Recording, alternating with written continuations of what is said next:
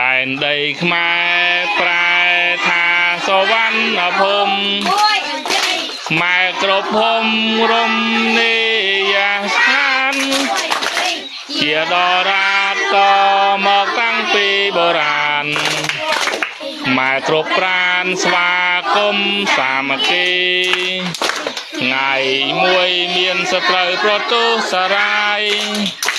ម៉ែគ្រប់កាយសតចិនបោជីវីសកសង្គ្រាមឈាមសលើប្រតពីអព្រះភូមិរតិវង្សគង្គគាកម្ពុជាឯករាជ្យបានឃ្លាតពីតុងខ្មែរបានសង់ទាំងអស់គ្រប់អាត្មាសូមទេវតា